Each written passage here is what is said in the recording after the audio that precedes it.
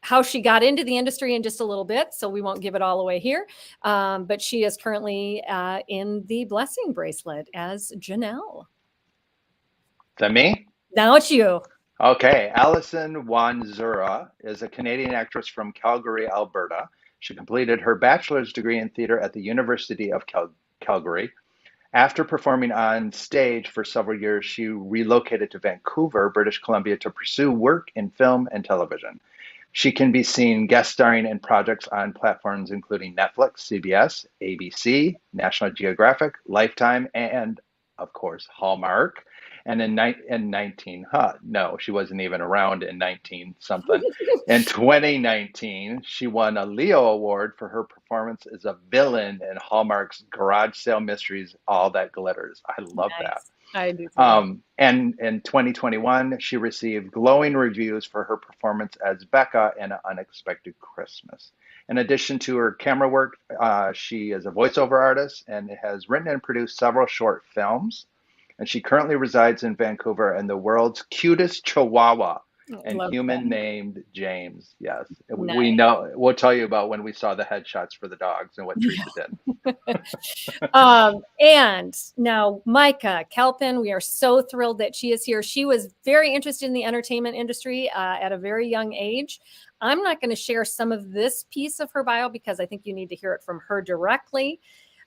She struck early success by landing a role after her first audition for Desolation, a comedy. And after this excitement, she went on to work in the entertainment industry any way she could, working hands-on in the production department on a variety of notable films. You'll recognize these names: Elf, Final Destination 2 and 3, Catwoman, and Fox's Fringe. She has played the role of Jillian in the horror film Guiltless. She did something in the middle. She was acting, and then she wasn't acting, and now she's acting. I know what you're talking about. Oh, cool. The wasn't acting is fascinating, so we're going to have her totally talk is. about wasn't acting. She is played the role of Jillian in the horror film Guiltless, which is currently making the festival rounds. She recently wrapped on 2 other indie features, the drama Sunflower Dreams, where she plays Grace, a writer who inherits a vineyard from a former suitor, and the thriller Lola Dust. She's playing Margaret there, a former cybersecurity expert turned journalist. Very fun. Currently, she can be seen in the Blessing Bracelet for Hallmark.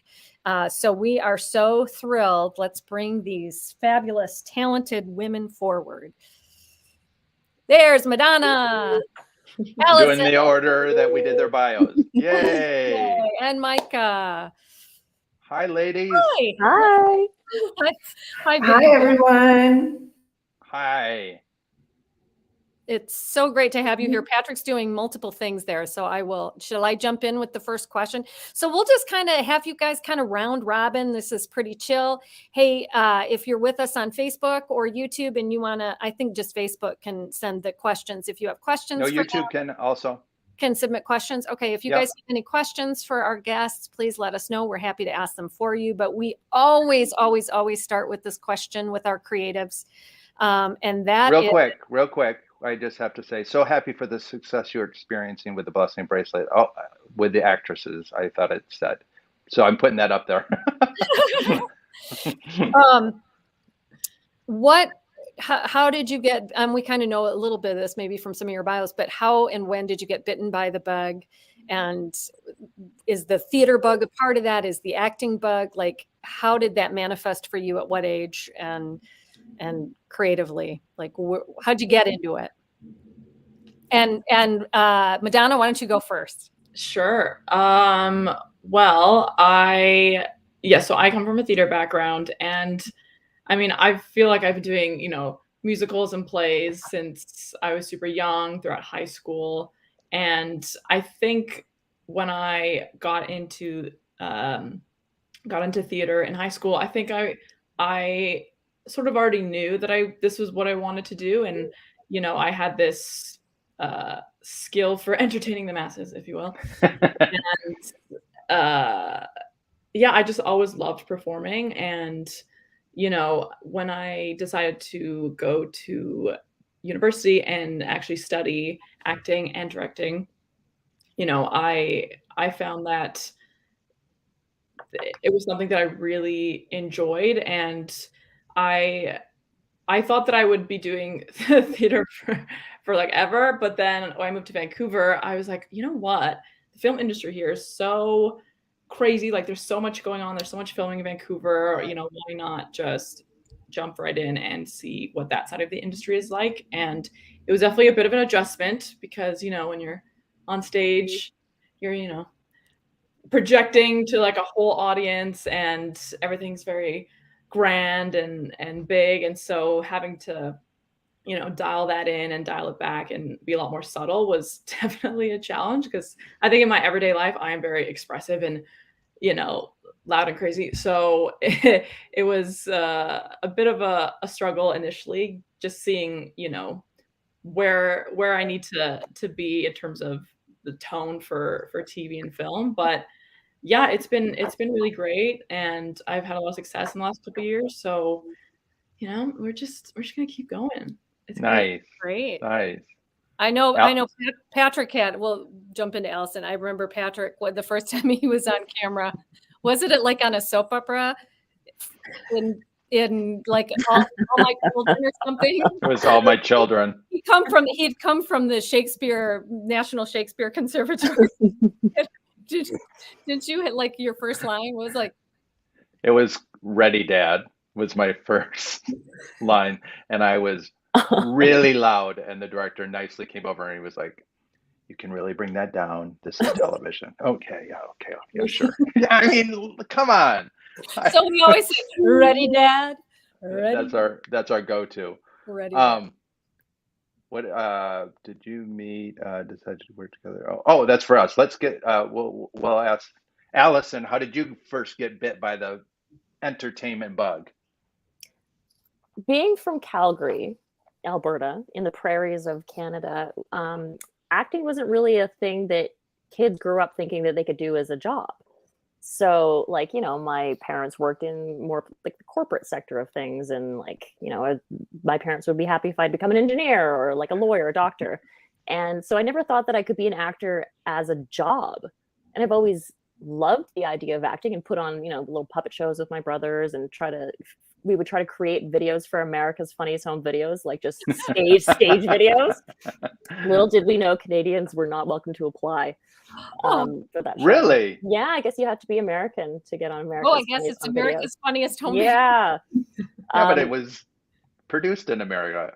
That's interesting. I guess it wouldn't have worked out anyway. But so yeah, I kind of grew up enjoying performing, but not realizing that could be a career. And I actually recently found a diary or a journal entry from like grade 7 where I wrote something like, I wouldn't it be amazing if I could be an actor and like have people do my makeup and like have like wear beautiful outfits and stuff and like do that for a job?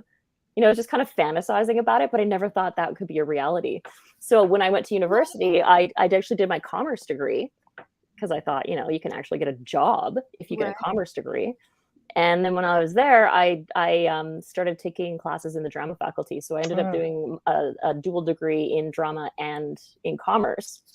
And then when I graduated, of course, like straight to the office, 8 a.m. to 5 p.m., Monday to Friday. And then I would do community theater at night.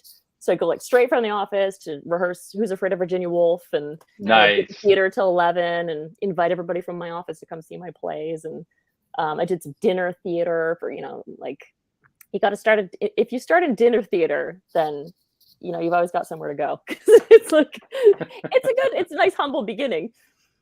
And, you know, eventually I got the idea that if I moved to Vancouver, I could actually try this as a business. Like I could actually make a living off of this. That was my only chance, is if I kind of moved either to Vancouver or Toronto. So I moved when I was 26.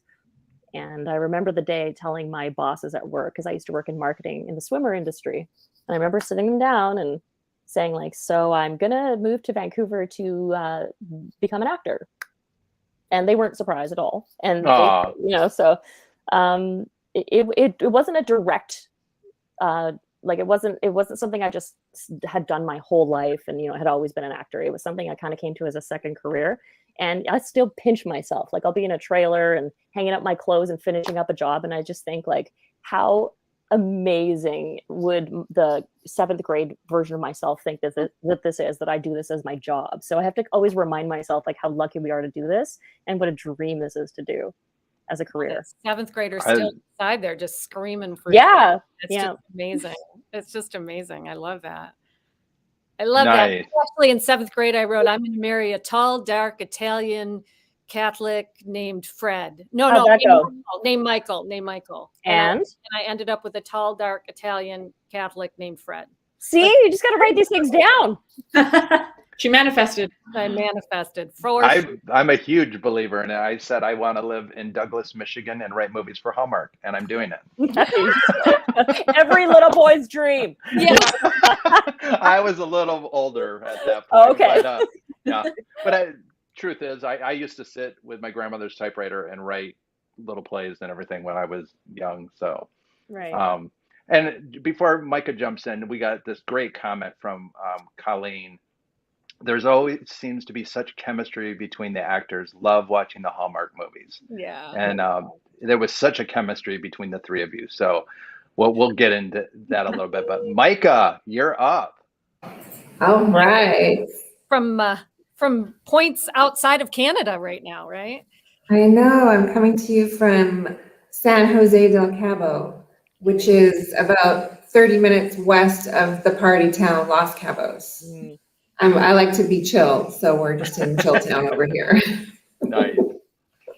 Yeah. So I got bit by the bug, the entertainment industry bug, when I was about 6 years old on a family trip to Disneyland. That was where it happened for me, that I realized, oh, this is beyond what we see on TV.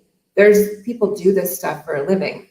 So that's like probably how early it started for me, the interest.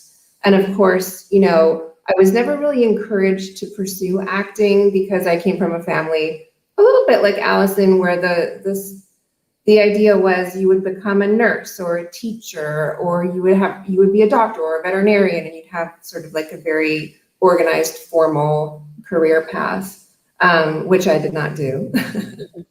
But I did work in production all through my 20s, and it was great. I just had so much exposure. Yeah, it was wonderful. I was a location PA and a office production assistant and an assistant to many producers that have just done really cool things with their careers. And I got to be involved in some really wonderful projects that way. And I came into acting only 5 years ago. So it took much later for me into my adult life to really decide to give it a go. And I think the moment that I actually fell in love with acting was in a coaching session with my coach, Shane Savage, who's here in Vancouver, and I've been with him for 4 years. And I had the first experience of really losing myself in the scene with him. And just not thinking about my lines and not thinking about what was happening and just really being in it. And then him being so excited and him saying, okay, let's watch it back. That was the one. And then watching it back and going, oh, well, that was actually okay. All right, fun. So that was kind of my moment where I connected to acting for the first time. That's great. Can you briefly at least share, because I teased it in your bio, what you did between production work and, do you ladies know this, Madonna? Yeah. Do you know? Yeah, it's so funny. Most people don't expect it. So it's kind of funny because one of the producers actually that I was assisting had this real fascination with the police. And he was friends with these guys from Vancouver police, and they'd be coming in and they'd be consulting and showing the actors how to hold the guns and clear a room and do all that stuff. And so there was this ongoing dialogue and relationship that was built there in Sean's office. And, you know, they'd be inviting us girls to come out for ride-alongs. And I remember at 24, I was like, oh, no, I don't think so. I couldn't possibly go in a police car, you know. And then in 2008, 2009, there was a real slowdown in the industry. And I came to the first point in 5 years where I didn't have a show to go on to. And I kind of panicked. And I remember talking to my dad, and he said, well, kiddo, it might be time to get a real job. Yeah. Like, it might be. And so it actually just kind of happened very slowly, I started to volunteer with Victoria Police. Then I studied criminology at SFU. And it took about 3 years for me to actually get hired, but I became a police officer. And so I did that for a decade here in Canada. It moved me all across the country. Yeah, yeah. And I always think of that phase of my life as the part where I grew up and I developed all of the emotions that I now get to call on as an actor. That's really cool.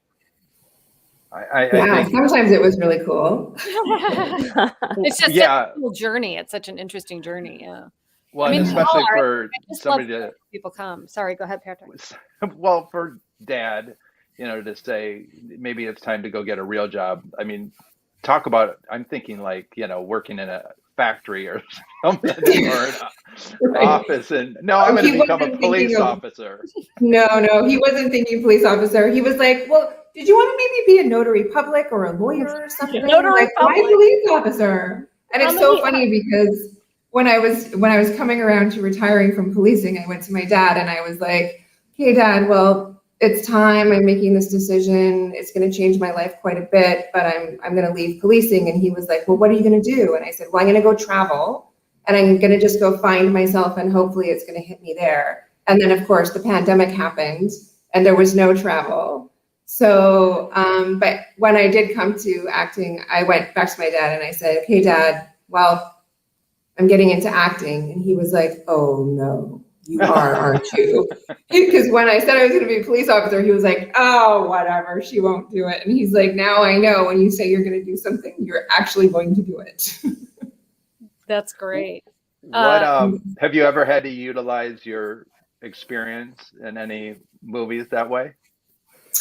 Just recently, actually, I wrapped on a film called Lola Dust last week, and my character, Margaret, she's a great character. I'm so happy that I was given the opportunity to play her, but she was a former cybersecurity expert turned journalist. And so that role kind of takes me through being a senior person to my mentee who's going through this identity crisis. Essentially, she's been deep faked.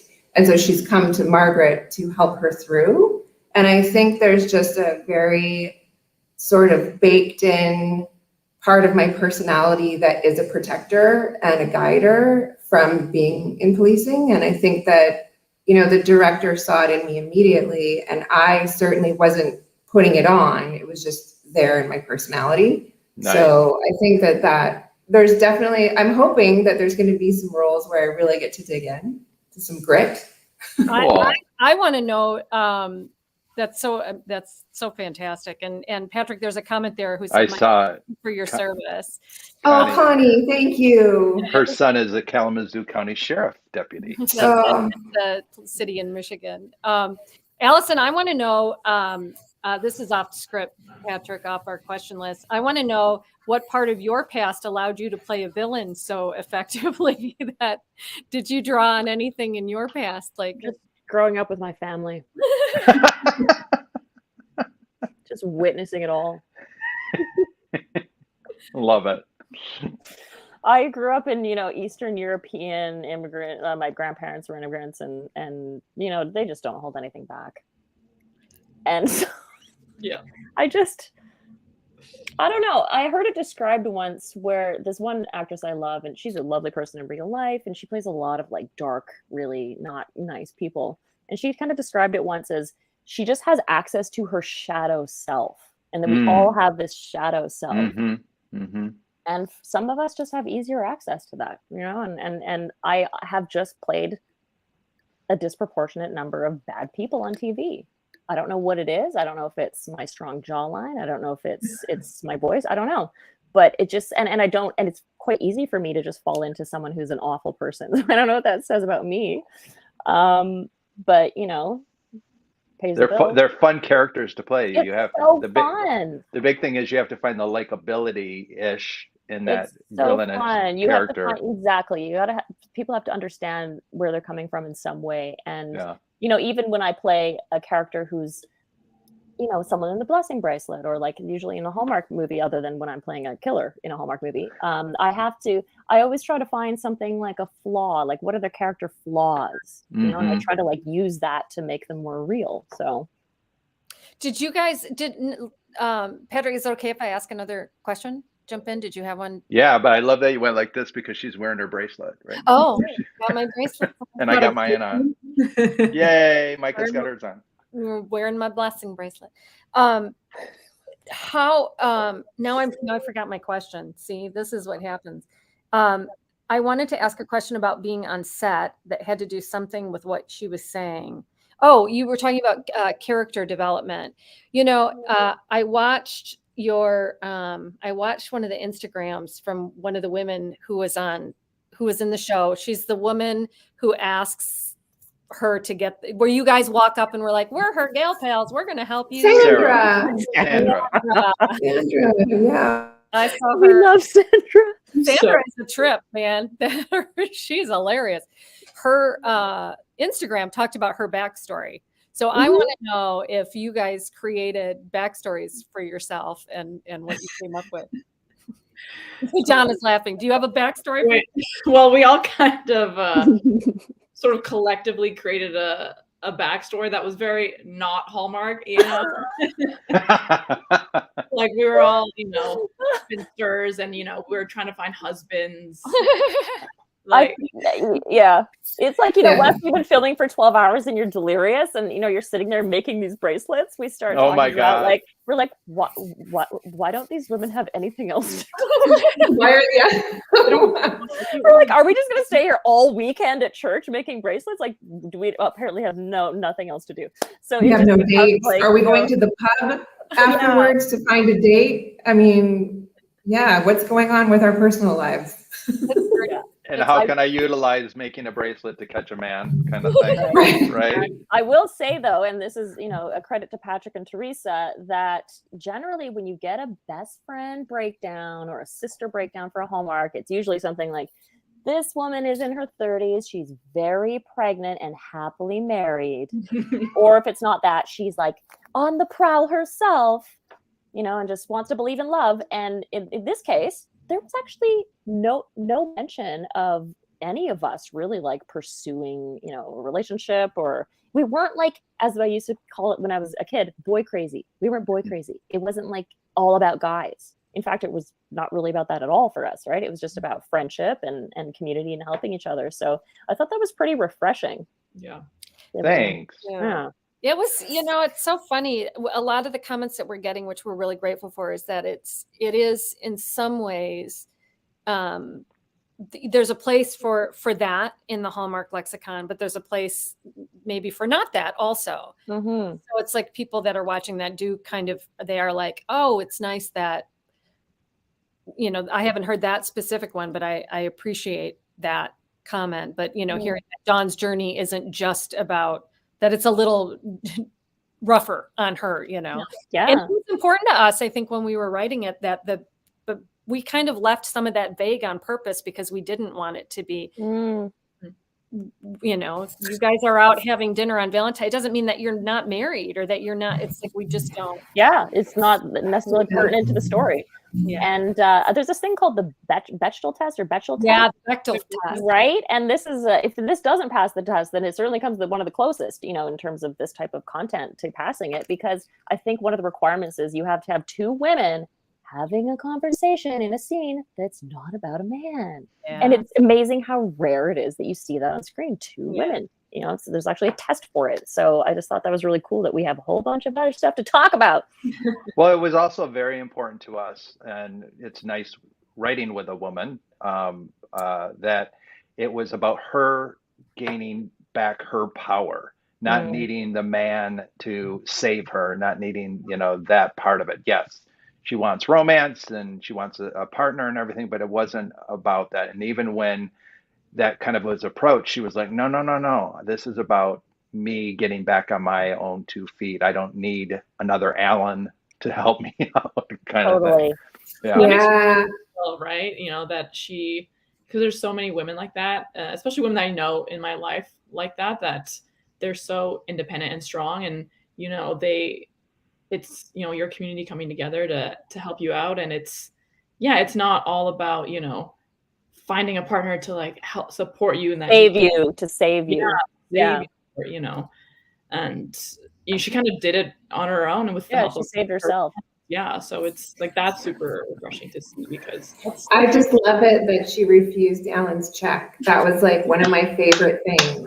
That's like, been that's back right. and Don't forth. take his money. It's probably dirty money anyway. I know, that's why. Well, actually, at one point we had him. I mean, seriously, like in one iteration of the script, we had him. He invested in a cat burglar camera, which was like a cat had a camera attached to it, and that was like.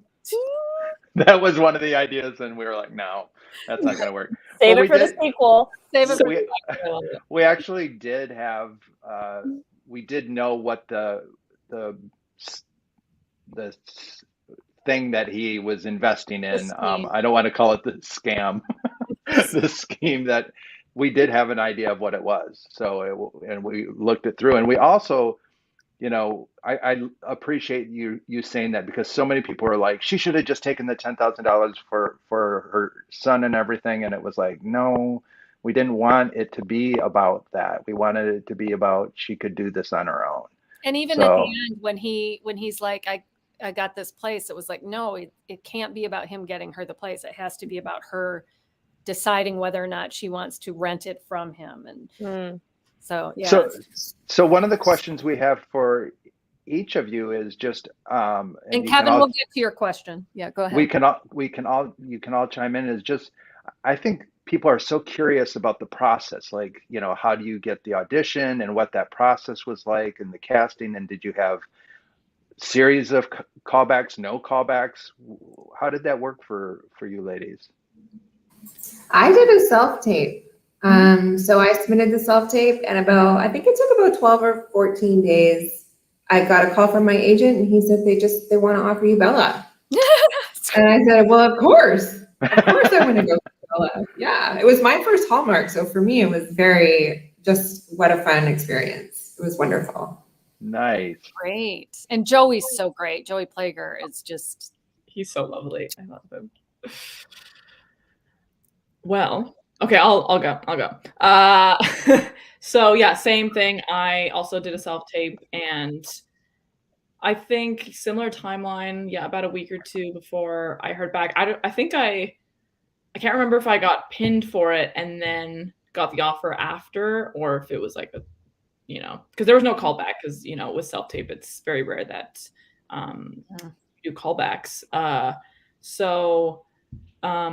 Yeah, when I found out, I had to check, because I looked up the director, because it was Michael Robinson, and I was like, that name looks familiar, because I did a Hallmark not too long ago before, and surely enough, I worked with him on that last Hallmark, and it was such a serendipitous moment that, you know, that he remembered me, and, you know, had brought me in for this audition. So it was a nice full circle kind of moment getting to work with him again, and he's great. So I was really, really nice to hear that news.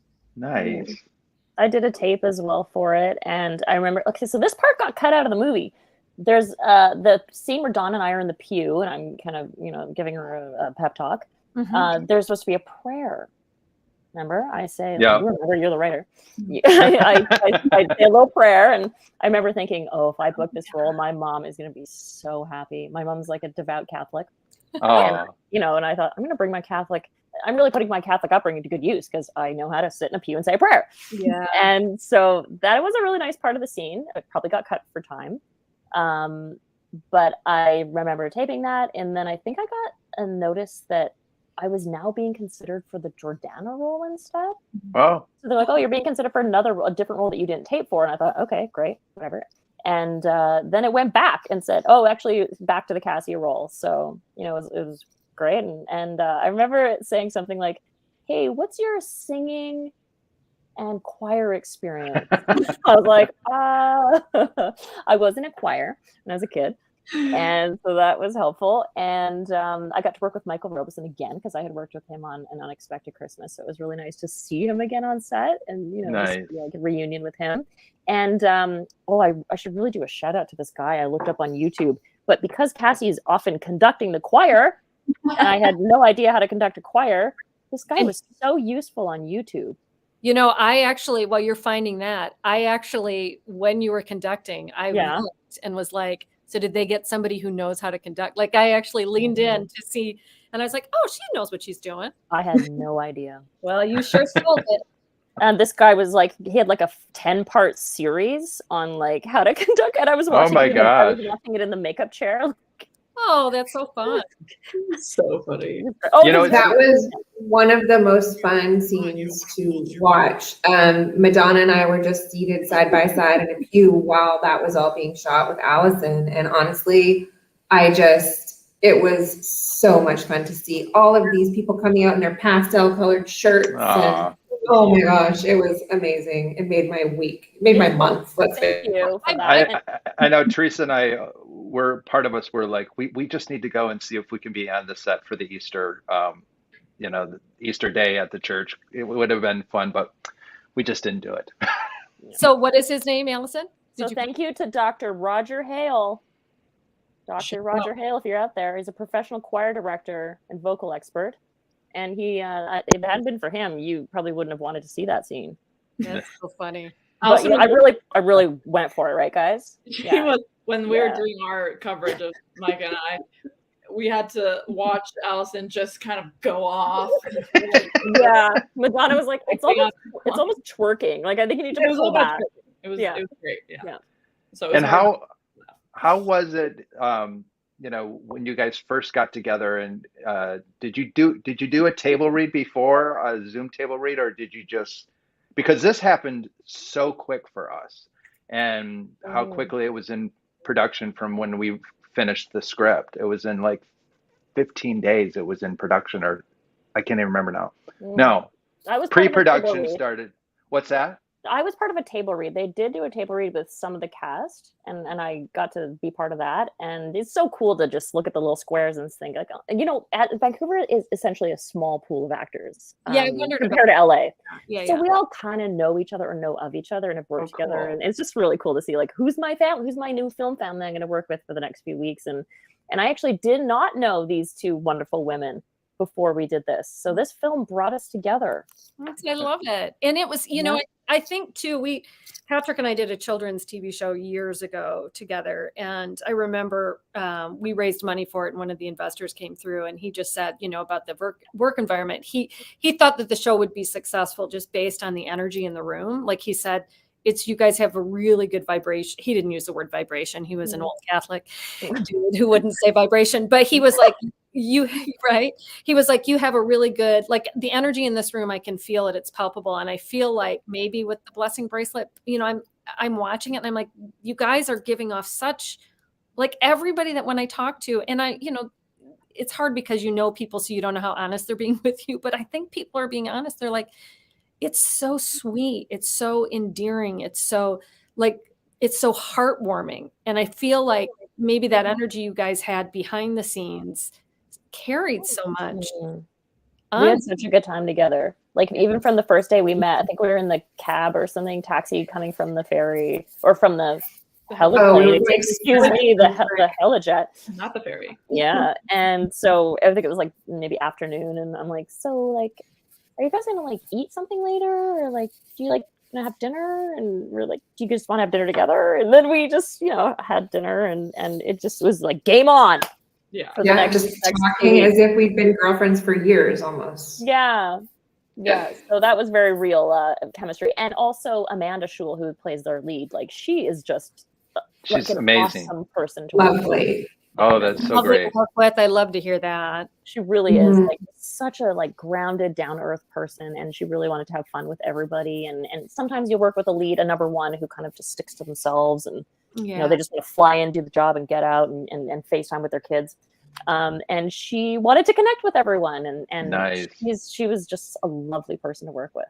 We were blown away by her performance. Oh, amazing! She really brought it home. Really, she just makes it real. You all did it, and then I love hearing that.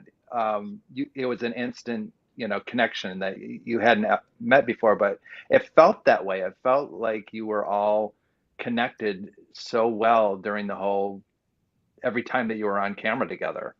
And that was, I had no idea.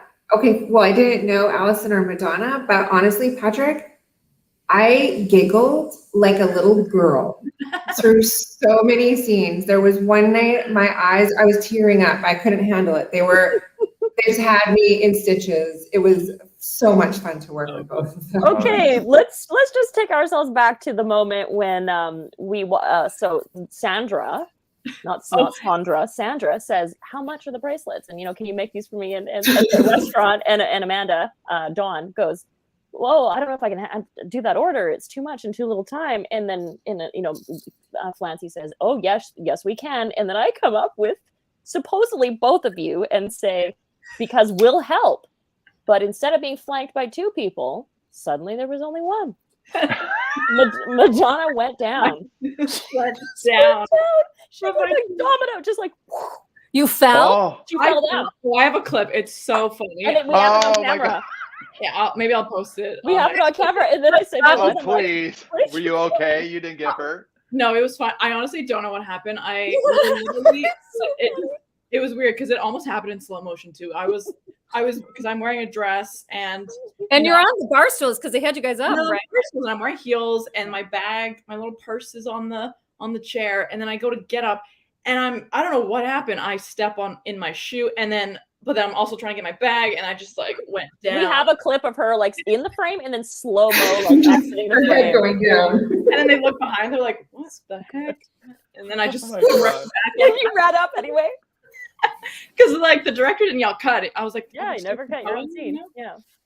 I don't think he saw it. I saw you and I saw Allison and I knew where I was supposed to be on my mark, and there was a moment where I was like, do I go help her or do I go and be on my mark? So ridiculous. Hi, yes, I'm here. It is a really fun, it can be it can be such a fun profession, right? I mean, you get to play. I mean, it's a surreal kind of business to be in. I'm so curious. Have any of you worked in the States? No. I've never worked in the States, no. I'm just so curious about if there's a difference in more lighthearted and fun in Canada than I don't know. Maybe. I don't know. Maybe. well, that was the fun thing when we were doing our kids TV show and people came to West Michigan to film it, and they were like, "Where's West Michigan?" Then they found love, and it was so much lighter than other sets that they had been on. So that was we have about 5 minutes left. I'm wondering if there's any other questions from our viewers. Kevin asked one about Teresa and I'll just say yes, we do have plans to write another Hallmark movie, and whether or not they have plans to buy one is exactly. So we actually have a couple of projects in the pipeline, and we're waiting to see what's going to resonate for them, and we're excited. Right? Spin-off, Sandra I spin-off. know. Well, it's interesting because people are like Blessing Bracelet 2, and we've actually been exploring, like, is there a way to bring the gal pals in a different way? Is there? Don't give anything away. No, I can't put my shot. I didn't say anything. Because we don't know if they'll bite on Blessing Bracelet 2. So there's just so many great supporting characters in this movie too. Like, I just want to give accolades to the other actors in this movie, because in watching it, they built so much into the moments. Like, and you guys as writers gave them that seed that they could grow and make a moment out of something that you wouldn't expect. Like the stuff with Catherine Dobbs, just brilliant in the role of Greta.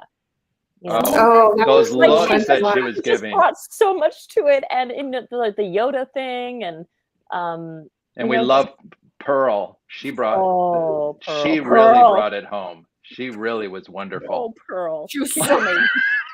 Pearl. That was like a Shakespearean arc for Pearl. Yeah, it was beautiful. And it's so funny when we got the polished script. Joey sent us the polished script, which was so nice. He kind of kept us engaged through the whole process. And we didn't know what the publisher was going to do with script. We weren't being paid to polish it. That was, our job was essentially done, although we came back in and did a few more things. But I was like, please don't cut Flancy. Please don't cut. Oh, I was Flancy like, is so brilliant. they were going to cut Flancy, and they didn't. And she was great. I thought She's like the heart of the movie in a way. She's just She's so amazing. I'd like to see more of the parents. Bill McDonald plays the dad. He Oh. is such a phenomenal actor. He didn't have too much to do in the No, movie, but I'd love to see more. we There's a wrote moment. a much bigger part for the dad, a much bigger. And it was fun. We have what's called Easter eggs throughout the whole movie, like For us, like for our River Rapids is we live in Grand Rapids, so that was a throw, to that. But we also had Ben's parents were Rox and Vern. I don't know if you remember this, but its name Vern was named after my niece's father-in-law who died suddenly 3 years ago, and he was like this hunter, just good old boy. He loved Hallmark movies. He would sit and watch Hallmark movies. So it was That's a great tribute. It was nice to have those little things. Yeah. His dog is Lolly in real life. Oh, nice. And nice. Yeah, his dad's name is Norm, and it was all the characters so great. There's a moment Bill has where he's doing, I think they show him doing the bracelets while he's watching the game, and you'll see he almost breaks the fourth wall. I thought he did for a second, looked right into the camera, and it's like he kind of shares with the audience like, I am in hell doing these but I'll do it because I love my daughter. It's so good. Go back and watch that moment. He almost looks at the camera. It was interesting because we did have a little bit more in the script, and that did get cut down. His part about kind of being grumpy about making them and everything. Yeah, it's pretty funny. It's great. Yeah, it's so funny when you go from one iteration to the other, and the notes that they have on it too. We had some stuff they got rid of that we were like, oh man, but we can see why Hallmark audiences wouldn't. Yeah, you'll have to share that with us after we wrap. Yeah, we'll tell you one. We'll tell you one. When we wrap up. We should wrap up. I know. Oh my gosh. This was great. This was wonderful, ladies. I'm hoping that in some other form we all get to work together again. And meeting you three for the first time, I can feel the energy through the screen in the movie, but also here tonight. So thank you for doing this. Oh, thanks for having us. So nice to see you both on, I know, I miss you guys. But... What do you guys do next week? Next week? Well, yes. We'll all wear yellow? Never. Yeah, I threw it though. Never been to Vancouver. That was a big part of. We were like, oh, could we go do this? And then getting COVID was Teresa's downfall. Yeah. So you got to come in the summer. Come film us Christmas Hallmark in the summer with us. Yeah, we'd love that. That would be great. All right, we're going to put you in the green room. Don't run away. We're going to close up shop here real quick. Okay, thank you, everyone. Thank you. I got to do each one individually. Bye-bye. Bye-bye. Bye, Micah. We won't keep you long. Thank you, everybody, for tuning in. I know we had a nice crowd, but they were quiet. There's a lot of people watching, other than Kevin asked. And thanks for that question. And thanks, Michael. And somebody else, Connie, look at me with my glasses. Patrick and Teresa, how did you meet and decide to work together and co-write such an inspiring movie? Oh, thank you, Connie. Real briefly, I will just say we met in college.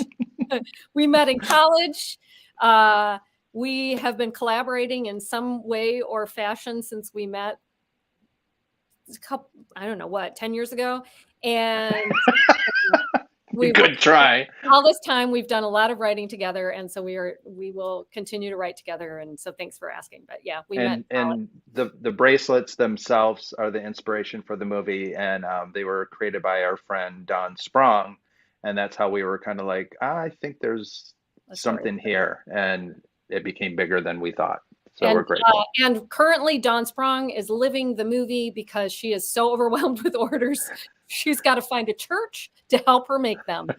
And 3 gal pals like our wonderful guests. So very good. Okay. All right. With that. Oh, wait a minute. Real quick. What are you real quicking? Lolly. Are you seriously? Oh my God. Lolly. He's going to get the real Lolly. Her head's so big, you're going to come here. Come up here. She's an alien. Get up there. Oh, Lolly. Hey. There she is. There she is. The real life Lolly. Hi, What's Lolly. up, honey? And Bigsby is really mad in the background. Because he didn't get a name and part in the show. All right. Okay, everybody. Good night. Gotta go. Gotta go. Gotta go.